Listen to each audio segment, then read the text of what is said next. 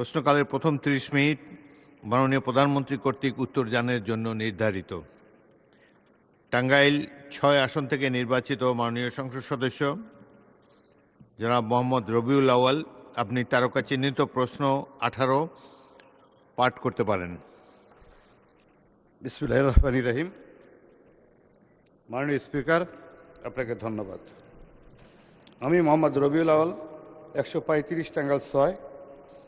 মাননীয় প্রধানমন্ত্রী অনুগ্রহ করিয়া বলিবেন কি, কৃষি উৎপাদন ও উৎপাদনশীলতা বৃদ্ধি, পতিত জমি, আবাদ ও কৃষিপণ্য বহুমুখীকরণ প্রণোদনা ও পুনর্বাসন সহায়তা, কৃষিপণ্য সংরক্ষণ, প্রক্রিয়াকরণ ও রপ্তানি, গবেষণা ও উদ্ভাবন এবং জলবায়ু পরিবর্তনের প্রভাব মোকাবেলায় স্মার্ট কৃষি কার্যক্রম বাস্তবায়নে আপনার সরকার যেই সকল পরিকল্পনা গ্রহণ করিয়াছেন তাহা কি? ধন্যবাদ মাননীয় সদস্য। তারকা চিহ্নিত প্রশ্ন ১৮ সংসদে উত্থাপিত হল। মাননীয় প্রধানমন্ত্রী। বিসমিল্লাহির রহমানির রহিম। মাননীয় স্পিকার, মাননীয় সংসদ সদস্য, আপনাদেরকে ধন্যবাদ। মাননীয় সংসদ সদস্য, আপনার যে প্রশ্ন করেছেন সে সম্পর্কে আমি বলতে চাই, মাননীয় স্পিকার, বাংলাদেশ একটি কৃষি নির্ভর দেশ। দেশের খাদ্য নিরাপত্তা, দারিদ্র্য বিমোচন এবং অর্থনৈতিক উন্নয়নে অবশ্যই কৃষির ভূমিকা অত্যন্ত গুরুত্বপূর্ণ। তবে আমরা যেটি সবাই দেখছি, আমাদের চোখের সামনেই ঘটছে বিভিন্ন বিষয়, যেমন জলবায়ু পরিবর্তন, জনসংখ্যা বৃদ্ধি, জমির পরিমাণ হ্রাস এবং প্রযুক্তির যে সীমাবদ্ধতা, এ সকল কারণে কৃষিখাত বিভিন্ন রকম চ্যালেঞ্জের সম্মুখীন। আমাদেরকে এসব চ্যালেঞ্জ মোকাবেলা করেই কৃষি উৎপাদন এবং উৎপাদনশীলতা বৃদ্ধির মাধ্যমে কৃষিকে টেকসই এবং লাভজনক খাতে রূপান্তর করার লক্ষ্যে সমগ্র দেশবাসী দেখেছেন, আমরা এরই ভিতরে 14 এপ্রিল কৃষক কার্ড, আমরা যেটি প্রতিশ্রুতি দিয়েছিলাম নির্বাচনের পূর্বে, সেটির কাজ আমরা শুরু করেছি। কৃষক কার্ড আমরা বিতরণ করেছি। এই কার্ডের মাধ্যমে আমরা কৃষকদের কাছে 10টি সেবা, যথা ন্যায্য মূল্যে কৃষি উপকরণ বিতরণ, সরকারি ভর্তুকি ও প্রণোদনা প্রদান, স্বল্প মূল্যে কৃষি যন্ত্রপাতি সরবরাহ, ন্যায্য মূল্যে সেচ সুবিধা, সহজ শর্তে কৃষি ঋণ, কৃষি বীমা সুবিধা, ন্যায্য মূল্যে কৃষি পণ্যের বিক্রয়ের সুবিধা, কৃষি বিষয়ক প্রশিক্ষণ, ডিজিটাল প্ল্যাটফর্মে আবহাওয়া এবং বাজার তথ্য প্রাপ্তি সহ ফসলের রোগবালাই দমনের পরামর্শ প্রদান, এই সকল বিষয় আমরা কৃষকদের কাছে পৌঁছে দেওয়ার চেষ্টা করব এবং ইনশাল্লাহ আমরা পৌঁছে দিতে সক্ষম হব। পর্যায়ক্রমিকভাবে মাননীয় স্পিকার, দেশের সকল কৃষককে আমরা এই কার্ড প্রদান করব, যার পরিমাণ প্রায় 2,75,00,000 কৃষক। মাননীয় স্পিকার, এছাড়াও কৃষির উন্নয়নে বর্তমান সরকার আরও অনেকগুলো সময় উপযোগী পরিকল্পনা গ্রহণ করেছে। আমি সকলের জানার স্বার্থে, মাননীয় সংসদ সদস্যবৃন্দ এবং দেশবাসীর জানার স্বার্থে, আমি এই সংসদের গুরুত্বপূর্ণ সময়ের ভিতরে এই বিষয়গুলি সংক্ষেপে তুলে ধরতে চাই। প্রথমত, কৃষি উৎপাদন ও উৎপাদনশীলতা বৃদ্ধির জন্য সরকার উন্নত ও উচ্চ ফলনশীল বীজ, সুষম সার ব্যবহারের পাশাপাশি আধুনিক সেচ ব্যবস্থা সম্প্রসারণের পরিকল্পনা নিয়েছে। এই জন্য ইতিমধ্যেই 20,000 কিলোমিটার খাল খননের কর্মসূচি সরকার হাতে নিয়েছে, যা ইনশাল্লাহ আমরা আগামী 5 বছরে করব। কৃষি যন্ত্র কিরণের ভর্তুকি প্রদান করে ট্রাক্টর, হারভেস্টার, রিপার সহ বিভিন্ন যন্ত্রপাতি কৃষকদের কাছে সহজলভ্য করার পরিকল্পনা বর্তমান সরকারের রয়েছে। মাননীয় স্পিকার, পতিত জমি আবাদের আওতায় আনা এবং জমির সর্বোত্তম ব্যবহার নিশ্চিত করার জন্য ক্রপ জোনিং পদ্ধতি চালু করা হয়েছে। এর মাধ্যমে নির্দিষ্ট অঞ্চলের মাটি, আবহাওয়া ও পরিবেশ উপযোগী ফসল নির্ধারণ করা হয়। তার ফলে জমির অপচয় কমে এবং ফসলের উৎপাদন বৃদ্ধি পায়।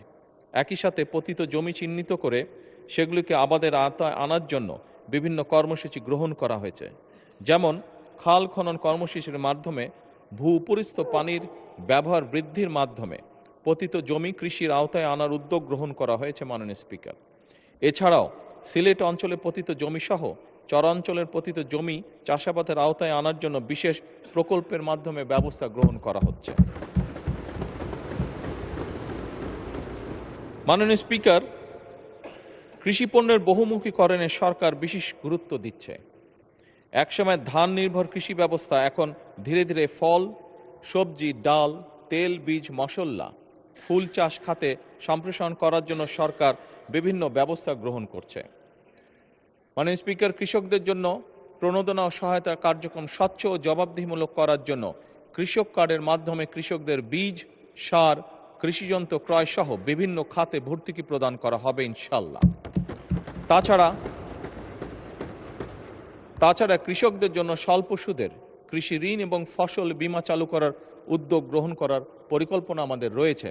মাননীয় স্পিকার, প্রাকৃতিক দুর্যোগে ক্ষতিগ্রস্ত কৃষকদের পুনর্বাসনের জন্য বিশেষ সহায়তা কার্যক্রম গ্রহণ করা হচ্ছে। দেশের ভূমিহীন, প্রান্তিক ও ক্ষুদ্র চাষিদের কল্যাণে প্রতি অর্থ বছর কৃষি মন্ত্রণালয়ের বাজেটের কৃষি পুনর্বাসন সহায়তা খাতে অর্থ বরাদ্দ প্রদান করা হয়। চলতি 2025-2026 অর্থ বছরে কৃষি পুনর্বাসন সহায়তা খাতে 700 কোটি টাকা বরাদ্দ রয়েছে। মাননীয় স্পিকার, উক্ত বরাদ্দ হতে ক্ষুদ্র প্রান্তিক কৃষকদের বিনামূল্যে বীজ, সার ও অন্যান্য কৃষি উপকরণ বিতরণ বাবদ 401 কোটি 60 লক্ষ টাকা ছাড় করা হয়েছে। এর মধ্যে মাননীয় স্পিকার, এতে করে 25,22,000 ক্ষুদ্র প্রান্তিক কৃষক উপকৃত হয়েছে। মাননীয় স্পিকার, কৃষিপণ্য সংরক্ষণের লক্ষ্যে আধুনিক কোল্ড স্টোরেজ ও গুদাম নির্মাণ করা হচ্ছে। এছাড়া ফল ও সবজি সংরক্ষণের জন্য মিনি কোল্ড স্টোরেজ স্থাপন এবং পেঁয়াজ সংরক্ষণের জন্য এয়ার ফ্লো মেশিন বিতরণের উদ্যোগ গ্রহণ করা হয়েছে প্রায় 7,000। কৃষিপণ্যের রফতানির লক্ষ্যে উত্তরাঞ্চলে কৃষিপণ্য রফতানি অঞ্চল প্রতিষ্ঠা এবং ক্রয় কেন্দ্র স্থাপনের পরিকল্পনা বর্তমান সরকার নিয়েছে। মাননীয় স্পিকার, কৃষি গবেষণা উদ্ভাবনে সরকার ব্যাপক গুরুত্ব দিচ্ছে। বিভিন্ন গবেষণা প্রতিষ্ঠান যেমন বাংলাদেশ কৃষি গবেষণা ইনস্টিটিউট বারি, বাংলাদেশ ধান গবেষণা ইনস্টিটিউট ব্রি, বাংলাদেশ পরমাণু কৃষি গবেষণা ইনস্টিটিউট বিনা, এই সকলের মাধ্যমে অধিক ফলনশীল, রোগ প্রতিরোধী এবং স্বল্পমেয়াদী নতুন জাতের ফসল উদ্ভাবনের উদ্যোগও সরকার গ্রহণ করছে। মাননীয় স্পিকার, বিশেষ করে জলবায়ু সহনশীল ফসল উদ্ভাবনে জোর দেওয়া হচ্ছে, যাতে করে পরিবর্তিত পরিবেশেও কৃষি উৎপাদন বজায় থাকে।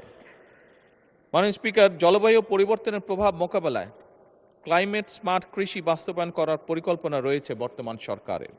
লবণাক্ততা, খরা ও বন্যা সহ সহনশীল ফসল চাষ, পানি ব্যবস্থার উন্নয়ন এবং টেকসই কৃষি প্রযুক্তি ব্যবহারের মাধ্যমে কৃষিকে পরিবেশ বান্ধব করা, কম সেচ, কম রাসায়নিক সার ও কম কীটনাশক প্রয়োগের মাধ্যমে ফসল উৎপাদন, প্রিপেইড মিটার স্থাপন এবং সেচের অল্টারনেট ওয়েটিং অ্যান্ড ড্রাইং পদ্ধতির মাধ্যমে খরাপ্রবণ অঞ্চলে ভূগর্ভস্থ পানির ব্যবহার কমিয়ে পরিবেশের ভারসাম্য রক্ষা, মোবাইল অ্যাপ যেমন খামারি অ্যাপস ব্যবহার করে স্থানভিত্তিক উপযুক্ত ফসল চাষ করে সেচ, সারসহ অন্যান্য উপকরণের সর্বোত্তম ব্যবহার, প্রিসিশন এগ্রিকালচার ইত্যাদির জন্য উদ্যোগ গ্রহণ করা হচ্ছে। মাননীয় স্পিকার, ধন্যবাদ। মাননীয় সদস্য জনাব রবিউল আউয়াল একটি সম্পূরক প্রশ্ন করতে পারেন। বিসমিল্লাহির রহমানির রহিম। মাননীয় স্পিকার, আপনাকে ধন্যবাদ। আসলে বাংলাদেশ কৃষি নির্ভরশীল দেশ, কৃষি নির্ভরতাই আমাদের মূল। এই দেশকে উপলক্ষ করে জমি সংক্রান্ত ব্যাপারে কিছু কথা বলতে চাই। মাননীয় প্রধানমন্ত্রী, আপনি একটু মনোযোগ সহকারে লক্ষ্য করবেন। আমরা যত উপকরণই দিই, যত ওষুধই দিই, বাংলাদেশে ধীরে ধীরে যে হারে জনসংখ্যা বেড়ে উঠছে, আজকে 20 কোটি লোকের সংখ্যা হয়ে দাঁড়িয়েছে, কিন্তু জমির সংখ্যা বাংলাদেশে বৃদ্ধি পায়নি। তাই মাননীয় সদস্য সরাসরি প্রশ্ন করেন। আমি সয়েল টেস্টের ব্যাপারে বিভিন্ন যে জায়গায় যে কথা হচ্ছে উন্নয়নের ক্ষেত্রে, সেই ক্ষেত্রে আমাদের যারা তারেক রহমান যে নীতিমালা দিয়েছেন তাকে সাধুবাদ জানাই। আমি জনাব তারেক রহমানের বর্তমান প্রধানমন্ত্রী বাংলাদেশের গণ উন্নয়নের লক্ষ্য নিয়ে যিনি কাজ করছেন, বিশেষ করে কৃষি নির্ভরতা, তাকেও ধন্যবাদ জানাই। ইনশাআল্লাহ যে নীতিমালা উনি প্রয়োগ করেছেন সেই ক্ষেত্রে উনি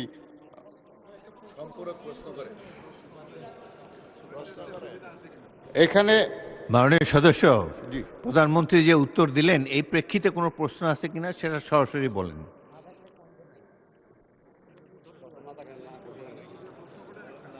আমি আপনাকে ধন্যবাদ জানাচ্ছি এবং মাটির উর্বরতার ক্ষেত্রে কোনো সয়েল টেস্টের মাধ্যমে যদি কিছু করা যায় সেই ক্ষেত্রে কোনো ভূমিকা আছে কিনা। ধন্যবাদ আপনাকে। মাননীয় প্রধানমন্ত্রী। মাননীয় সংসদ সদস্য, আপনার সম্পর্ক প্রশ্নের জন্য ধন্যবাদ। মাটির উর্বরতা বৃদ্ধির একটি পরিকল্পনা সরকার গ্রহণ করছে। আপনি জানেন যে বিভিন্ন মাননীয় স্পিকার, কেমিক্যাল সার ব্যবহার করার ফলে আমাদের অনেক জায়গায় মাটির উর্বরতা কমে গিয়েছে এবং সেই জন্যই মাটির বিভিন্ন বিষয় টেস্ট করার মাধ্যমে আমরা ন্যানো সারের প্রয়োগ বৃদ্ধি করতে চাচ্ছি, দেশে প্রচলনটা তৈরি করতে চাচ্ছি, যাতে করে সারের খরচও কমে এবং মাটির যে উর্বরতা শক্তি সেটি নষ্ট না হয়। এবং একই সাথে আরেকটি বিষয় আছে, বিভিন্ন জায়গায় মাটির যে উর্বরতা নষ্ট হয়ে যাওয়ার কারণে চুনের ব্যবহার করার মাধ্যমে মাটির উর্বরতা বৃদ্ধি করা সম্ভব, রাসায়নিক যে ক্রিয়াটি থাকে সেটিকে নিউট্রিলাইজ করা সম্ভব, সেই উদ্যোগও গ্রহণ করছে সরকার। ধন্যবাদ। মাননীয় সদস্য মাসুম মুস্তাফা, নেত্রকোনা 5।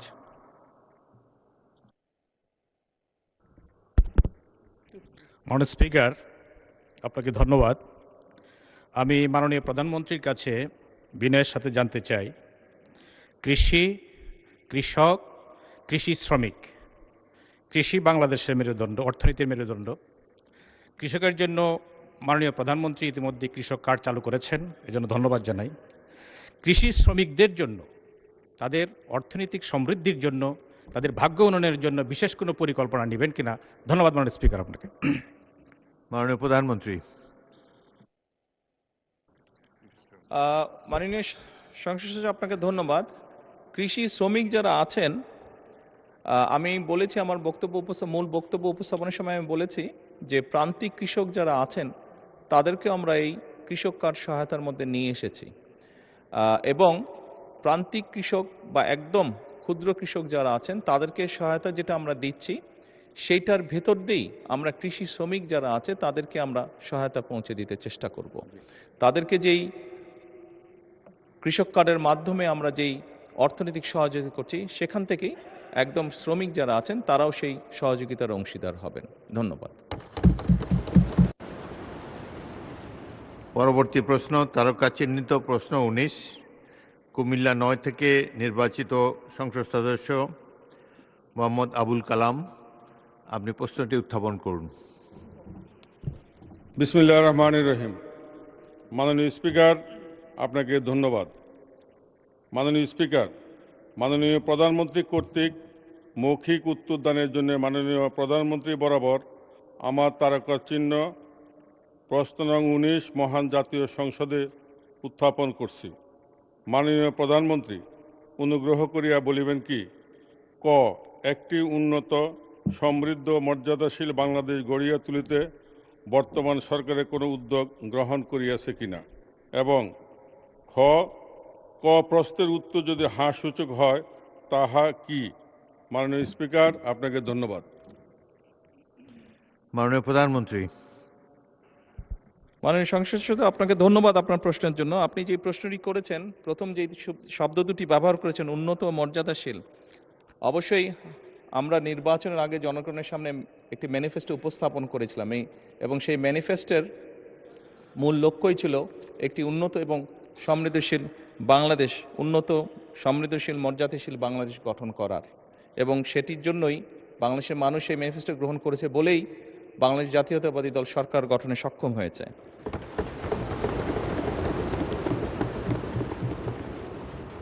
মাননীয় স্পিকার, উন্নত সমৃদ্ধ এবং মর্যাদাশীল বাংলাদেশ গঠনের লক্ষ্যে বিএনপির যে নির্বাচনী ইশতেহারে গণতন্ত্র, সুশাসন, অর্থনৈতিক উন্নয়ন এবং মানবিক মূল্যবোধের সমন্বিত বাস্তবায়নের উপর গুরুত্ব আরোপ করা হয়েছে।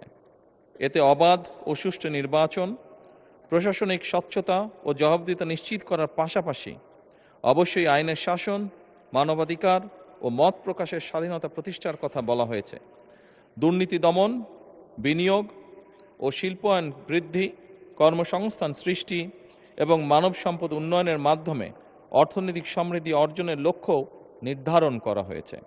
একই সঙ্গে শিক্ষা, স্বাস্থ্য, কৃষি ও সামাজিক সুরক্ষা খাতে উন্নয়ন জোরদার করে অন্তর্ভুক্তিমূলক ও বৈষম্যহীন সমাজ গঠনের উপরে বিশেষ গুরুত্ব আরোপ করা হয়েছে।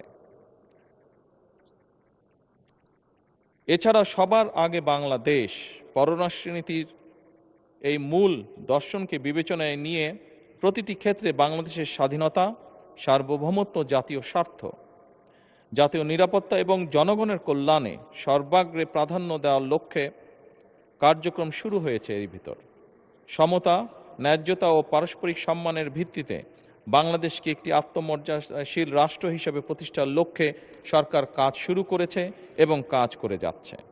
সরকারের নির্বাচনী ইশতেহারে ঘোষিত কার্যক্রমসমূহ বাস্তবায়নের লক্ষ্যে সকল মন্ত্রণালয় বিভাগে আগামী 180 দিন, আগামী 2026-27 অর্থ বছরে এবং আগামী 5 বছরের কর্মপরিকল্পনা প্রণয়ন করেছে এবং তা বাস্তবায়নে প্রয়োজনীয় উদ্যোগ গ্রহণ করেছে।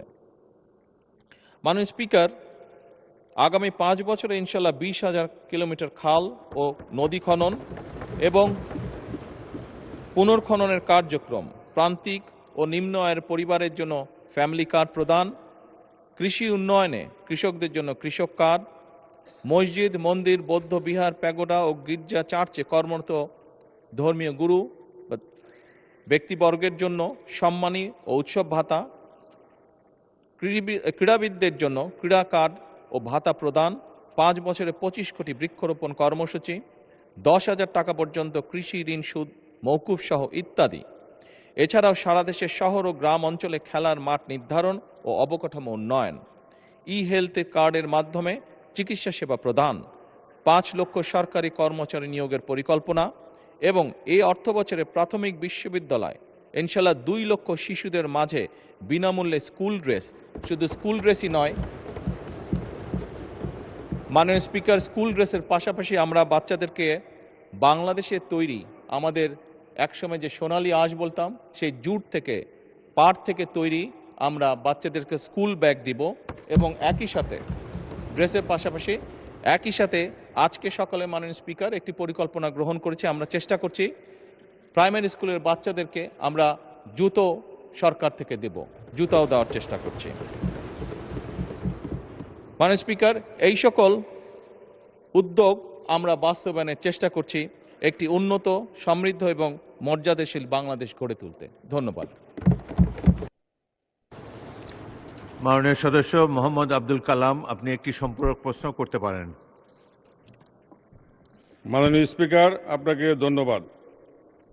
আমার প্রশ্নের বিস্তারিত উত্তর জানার জন্য আমি মাননীয় প্রধানমন্ত্রীকে প্রতি ধন্যবাদ সহ আন্তরিকভাবে কৃতজ্ঞতা জানাচ্ছি। আমার সম্পূরক প্রশ্নটি হল, মাননীয় প্রধানমন্ত্রীর নিকট, প্রাথমিক বিদ্যালয়ের 2 লক্ষ শিশুদের বিনামূল্যে স্কুল ড্রেস কবে থেকে বিতরণ শুরু হবে? ধন্যবাদ। মাননীয় প্রধানমন্ত্রী।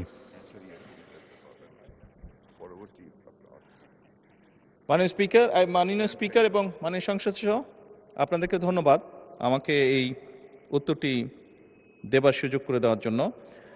মাননীয় সংসদ সদস্য, আপনি যে প্রশ্ন করেছেন কবে থেকে দেওয়া হবে, ইনশাল্লাহ আমরা চেষ্টা করব এই অর্থ বছর থেকেই এই কাজটি শুরু করার জন্য।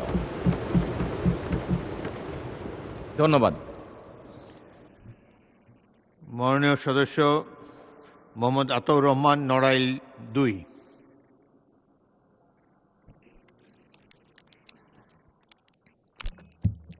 আসসালামু আলাইকুম। মাননীয় স্পিকার, আপনাকে ধন্যবাদ। আমি মাননীয় প্রধানমন্ত্রীর কাছে সবিনয়ে জানতে চাই যে আমরা যেহেতু উন্নত, সমৃদ্ধ এবং মর্যাদাশীল বাংলাদেশ গড়তে চাচ্ছি, সেহেতু আমরা কৃষি নির্ভর দেশ হওয়ার কারণে আজকে কৃষকের সুযোগ সুবিধা তাদের দোরগোড়ায় পৌঁছে দেওয়া দরকার। কিন্তু আমি ইতিমধ্যে বিগত 2 মাসে সরকারের যে কৃষি প্রণোদনা দেওয়া হয় সেই প্রদান অনুষ্ঠানে আমি 4টা অনুষ্ঠানে থেকেছি। আমি খেয়াল করে দেখেছি যে সেখানে একজন কৃষক এই প্রণোদনা নেয়ার জন্য যখন উপজেলা সদরে আসে তখন তাকে, আমার ক্ষুদ্র একটা জেলা, ছোট জেলা, সেখানে তাকে 22 কিলোমিটার পথ, 25 কিলোমিটার পথ পাড়ি দিয়ে উপজেলা সদরে এসে নেওয়া লাগে। আমি কয়েকজনের কাছে জিজ্ঞাসা করেছি যে আপনার কত টাকা খরচ হয়। তো একজন বললেন যে আমার 400 টাকা বাড়ি থেকে আসা যাওয়ার জন্য খরচ হয়। কিন্তু হিসাব করে দেখা যায় যে গ্রুপ ভিত্তিক যে বীজ প্রদান করা হয় বা সার প্রদান করা হয় তার দাম কোনো সময় 200 বা 300 টাকা। একজন লোক কৃষক ওই গ্রাম থেকে উপজেলা সদরে এসে এই কৃষি প্রণোদনা সংগ্রহ করতে যেয়ে তার যে 400 টাকা খরচ হয় এবং একদিনের শ্রমের মূল্য আরও 700 টাকা তার সারাটা দিন এখানে সংগ্রহ করতে ব্যয় হয়, তাহলে একজন কৃষকের জন্য নিশ্চয়ই এটা কোনো সুবিধার বিষয় নয়। সেজন্য আমি সবিনয়ে মাননীয় প্রধানমন্ত্রীর কাছে জানতে চাই যে কৃষকের এই প্রণোদনা তার দোরগোড়ায় পৌঁছে দেওয়ার জন্য আমরা অতি দ্রুত ইউনিয়ন ভিত্তিক এটা তাদের কাছে পৌঁছানোর জন্য কোনো ব্যবস্থা গ্রহণ করতে পারবো কিনা, মাননীয় প্রধানমন্ত্রীর ব্যাপারে পরিকল্পনা কি সেটা জানতে চাই। মাননীয় স্পিকার, ধন্যবাদ। মাননীয় প্রধানমন্ত্রী। মাননীয় স্পিকার এবং মাননীয় সংসদ সদস্য, আপনাদেরকে ধন্যবাদ। মাননীয় সংসদ সদস্য, আপনি যে প্রশ্নটি করেছেন, কৃষক যে প্রণোদনা, হ্যাঁ আপনার কথাটি সঠিক, অনেক ক্ষেত্রে এরকম ঘটনা বিভিন্ন জায়গায় ঘটছে। সেজন্যই কিন্তু আমরা কৃষক কার্ডটা ইন্ট্রোডিউস করতে চাইছি। তাহলে আর কৃষককে 22 কিলোমিটার পথ পাড়ি দিতে হবে না, সেটি তার কাছে সরাসরি পৌঁছে যাবে কৃষক কার্ডের মাধ্যমে। এবং আমরা কৃষক কার্ডটি এমনভাবেই করার চেষ্টা করছি, অর্থাৎ ওই নির্দিষ্ট কৃষকের কী পরিমাণ জমি আছে, সে কী ফসল চাষ করে এবং তার জন্য কতটুকু কীটনাশক ওষুধ দরকার, কতটুকু তার সার দরকার, কতটুকু বীজ দরকার, সেটি ইনফরমেশন আমাদের কাছে থাকবে। এবং তার এলাকায় ওই ইউনিয়নের মধ্যে, যেটি আপনি উল্লেখ করেছেন, সেই ইউনিয়নের মধ্যে মাননীয় স্পিকার, আমরা যে সকল দোকানে এই জিনিসগুলো পাওয়া যাবে সেই দোকানে তার জন্য নির্দিষ্টভাবে বরাদ্দ থাকবে। সে সেই দোকানে গিয়ে তার কার্ডের মাধ্যমে তার জন্য বরাদ্দকৃত যেই সহায়তা আছে সেটি সে নিতে পারবে। আমরা সেই ব্যবস্থা থেকে ইনশাল্লাহ আগাচ্ছি। ধন্যবাদ মাননীয় স্পিকার। তারকা চিহ্নিত প্রশ্ন 20 মোহাম্মদ শওকতুল ইসলাম, মৌলভীবাজার 2 উত্থাপন করতে পারেন। মাননীয় স্পিকার, আপনাকে ধন্যবাদ। মাননীয় speaker, I am very sorry, আমার গলার অবস্থা ভালো নয়, তারপরেও আমি বলছি, আমি মহামান্য প্রধানমন্ত্রীকে নিজে এই প্রশ্ন করতে পারায় নিজেকে ধন্য মনে করছি। আমি মোহাম্মদ শওকতুল ইসলাম, 236 মৌলভীবাজার 2। মাননীয় প্রধানমন্ত্রী, অনুগ্রহ করিয়া বলিবেন কি পরিবার ও জনস্বাস্থ্য নিয়ে জনসচেতনতা বৃদ্ধিতে সরকার কি উদ্যোগ গ্রহণ করিয়াছে? ধন্যবাদ মাননীয় স্পিকার। মাননীয় প্রধানমন্ত্রী। মাননীয় সংসদ সদস্য, আপনাকে ধন্যবাদ আপনার প্রশ্নের জন্য। মাননীয় স্পিকার, আমি ছোট্ট একটি কারেকশন করতে চাই, স্লিপ অফ টাং। একটু আগে একটি প্রশ্নের উত্তরে আমি প্রাথমিক বিশ্ববিদ্যালয় বলেছিলাম, ওটি প্রাথমিক বিদ্যালয় হবে। এবং মাননীয় সংসদ সদস্যকে একটি অনুরোধ করতে চাইবো, আপনি আমাকে যখন অ্যাড্রেস করেছেন আপনি মহামান্য শব্দটি মনে হয় ব্যবহার করেছেন, দয়া করে আমাকে এর পরে অ্যাড্রেস করার সময় কখনো এই কথাটি আর বলবেন না।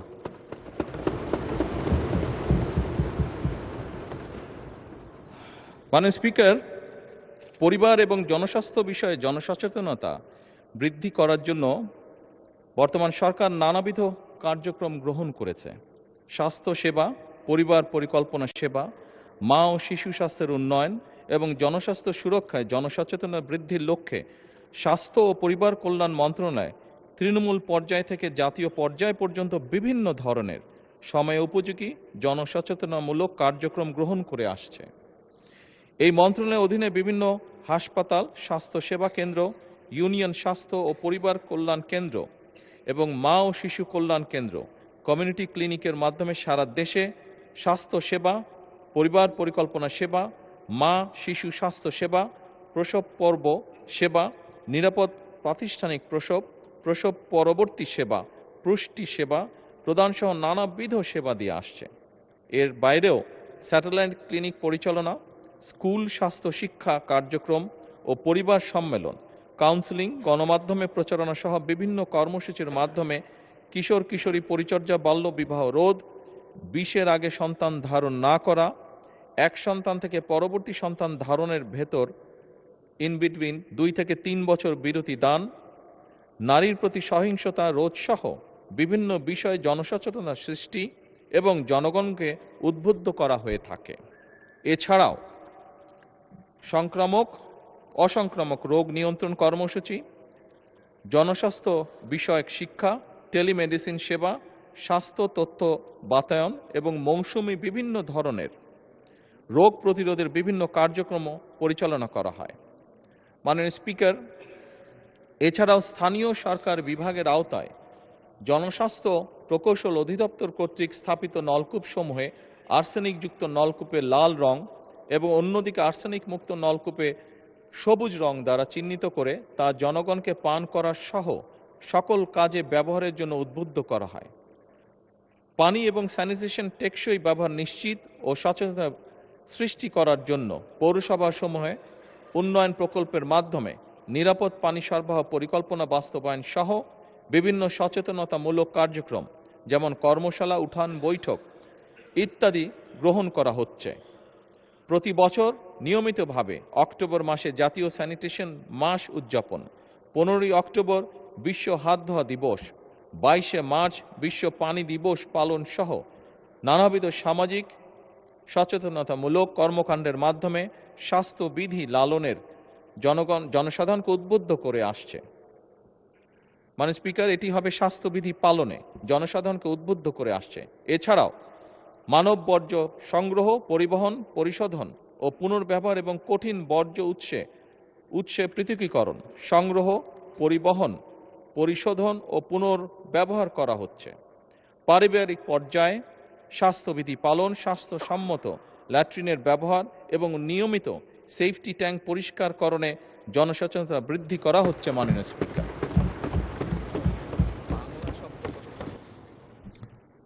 মাননীয় সদস্য মোহাম্মদ শওকতুল ইসলাম একটি সম্পূরক প্রশ্ন করতে পারেন। মাননীয় প্রধানমন্ত্রী, আমি সবিনয়ে জানতে চাই, আরবান এলাকায় অনেক নতুন ভবন ব্যবহার হয় না, এগুলি স্বাস্থ্যসেবা খাতে নিয়ে ভবনগুলো ব্যবহারের উদ্যোগ নেবেন কিনা? ধন্যবাদ মাননীয় স্পিকার।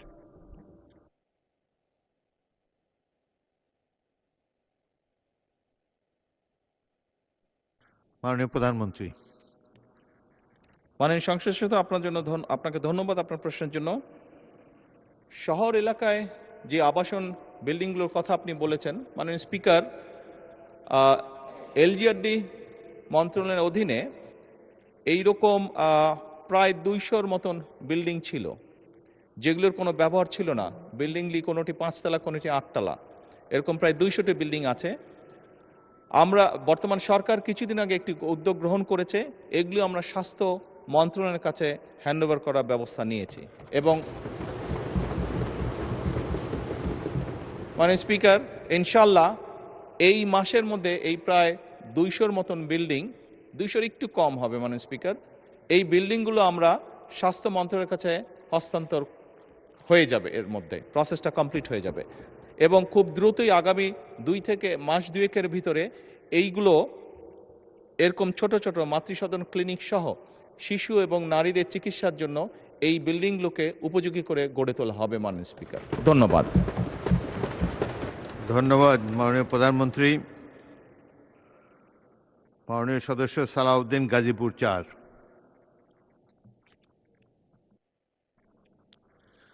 মাননীয় স্পিকার, আপনাকে ধন্যবাদ। মাননীয় প্রধানমন্ত্রীর কাছে সবিনয় প্রশ্ন। হাম এই মুহূর্তে বাংলাদেশের চিকিৎসা ক্ষেত্রে একটি ক্রুশিয়াল কোশ্চেন। এখন এই মুহূর্তেও আজকে চট্টগ্রামে দেশের একমাত্র সংক্রামক রোগের চিকিৎসা কেন্দ্র, বিশেষায়িত ইনস্টিটিউট, সেটি সহ অধিকাংশ হাম শনাক্তকারী প্রতিষ্ঠান বন্ধ রয়েছে, যে কারণে এই হাম শনাক্ত করতে সকল ইনস্টিটিউটকে এবং চিকিৎসা কেন্দ্রকে ঢাকায় পাবলিক হেলথ কেন্দ্র, ন্যাশনাল পোলিও অ্যান্ড রুবেলা ল্যাবরেটরিতে পাঠাতে হচ্ছে। এই মুহূর্তে টিকার যথার্থ হওয়ার পরেও চিহ্নিত করতে রোগীদেরকে অপেক্ষা করতে হচ্ছে। এই ব্যবস্থা উত্তরণে খুব দ্রুত কোনো ব্যবস্থা নেওয়া হবে কিনা, মাননীয় স্পিকার, আপনাকে ধন্যবাদ। মাননীয় প্রধানমন্ত্রী। মাননীয় স্পিকার এবং মাননীয় সংসদ সদস্য, আপনাদেরকে ধন্যবাদ। মাননীয় সংসদ সদস্য, আপনি যেই প্রশ্নটি বলেছেন, যেই বিষয়টি জানতে চেয়েছেন, আসলে এটি একটি খুব দুঃখজনক ঘটনা। এই সংসদে আজকে আমরা যারা উপস্থিত আছি, আমরা সকল রাজনৈতিক দলগুলো এবং এই সংসদের বাইরেও রাজনৈতিক দল আছে, যারা সকলে মিলে একটি স্বৈরাচারকে এই দেশ থেকে বিতাড়িত করেছে। দুঃখজনক ব্যাপার হলো সেই স্বৈরাচারের সময়, এবং আরও দুঃখজনক ব্যাপার হলো আমরা যেই অন্তর্বর্তীকালীন সরকারকে সমর্থন দিয়েছিলাম দেশে একটি সুষ্ঠু, সুন্দর, নিরপেক্ষ নির্বাচন করার জন্য, দুঃখজনকভাবে সেই অন্তর্বর্তীকালীন সরকারের সময় শিশুদের হামের টিকা গত কয়েক বছর ধরে বিদেশ থেকে আমদানি করা হয়নি। এবং স্বাভাবিকভাবেই যখন এই সমস্যাটি দেখা দেয় খুব দ্রুততার সাথে, এখানে আমাদেরকে বলতেই হবে, মাননীয় স্পিকার, ইউনিসেফ আমাদেরকে, বাংলাদেশকে অনেক হেল্প করেছে এই ব্যাপারে। দ্রুত তারা হামের যে ভ্যাকসিনেশন সেটি খুব দ্রুততার সাথে পাঠিয়ে দেয়, যার ফলে আমরা ওষুধগুলো পেয়েছি এবং প্রায় 2 কোটি শিশুকে এই হামের ভ্যাকসিনেশন আমরা দিব। মাননীয় সংসদ সদস্য, আপনি যে প্রশ্নটি করেছেন যে টেস্ট করার যে কিটটি, এটির স্বল্পতা রয়েছে, সঠিক। এটির ব্যাপারেও সরকার কাজ করছে। এর মধ্যে অনেক কিট এসে পৌঁছেছে। খুব সম্ভবত একটি কিট দিয়ে বোধহয় 3টি শিশুকে টেস্ট করা সম্ভব হয়। 3টি টেস্ট করা যায় একটি কিট দিয়ে। কিছু কিট এই মুহূর্তে খুব সম্ভবত ঢাকার কাস্টমসে আছে, এয়ারপোর্টে আছে, সেগুলো আমরা দ্রুত ছাড় করানোর ব্যবস্থা ইনশাল্লাহ করছি। দুঃখজনক, আমরা অনেকগুলো শিশুর প্রাণ ঝরে গিয়েছে, আমাদের মাঝে থেকে চলে গিয়েছে, বাট সামনে আমরা চেষ্টা করছি যাতে আমরা এই পুরো সিচুয়েশনটাকে ম্যানেজ করতে পারি, সেই ব্যবস্থা গ্রহণ করেছে সরকার। ধন্যবাদ মাননীয় স্পিকার। ধন্যবাদ মাননীয় প্রধানমন্ত্রী। মাননীয় সদস্যবৃন্দ, মাননীয় প্রধানমন্ত্রীর জন্য নির্ধারিত প্রশ্ন জিজ্ঞাসা ও উত্তর পর্ব এখানে শেষ হল। দিনের কার্যসূচি ভিত্তিক অন্যান্য মাননীয় মন্ত্রীগণের জন্য